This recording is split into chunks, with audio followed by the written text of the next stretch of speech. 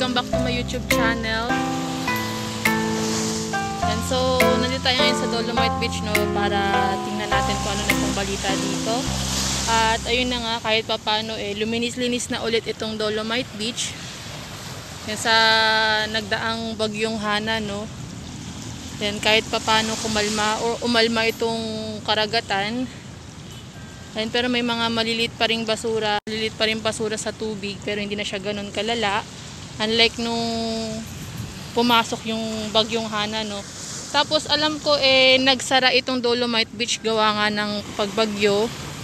Dahil nga po yung tubig pumasok na dito sa Dolomite at inabot na hanggang doon sa may bato kung saan nakaukit yung before and after ng Dolomite. Manila Bay Dolomite Beach.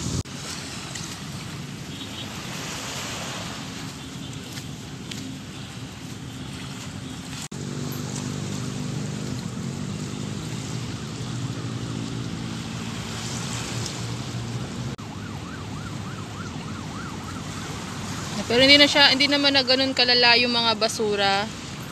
Ayan, napakabilis din na agapan. Dahil nga sa ating mga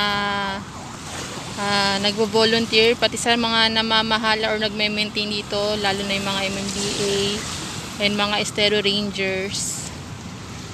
Ayan, nalinis na mula doon sa may phase 1 sa gilid ng rock garden hanggang dito sa may tapat ng or bago magbandamos.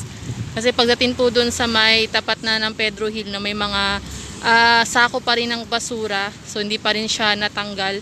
Pero kahit papaano parang nabawas-bawasan na yung mga sako doon. Ayun, parang dito part sa unahan, ayan, kung makikita nyo, nabawasan na siya. Hindi na siya ganun kadami, unlike nung mga huli natin punta o bago pumasok yung bagyong Hana. Yan. Sa kabilang part ng sa yung tubig doon, malinis na ang tubig. Wala ng basura, pero dito sa tapat ko, sa aking kinatatayuan ay kung makikita nyo may mga maliliit pa dyan, pero ano na lang yan, unting dakot na lang yan at malilinis na ulit ang Manila Bay at babalik na ulit sa ganda ang Dolomite Beach. Ito ang latest update dito sa Dolomite Beach. Sa mga hindi pa po nakaka-subscribe sa akin channel, just click the subscribe button and click the ring bell button para updated po kayo sa mga videos na i-upload ko everyday. So thank you for watching, guys. See you on my next one. Bye bye.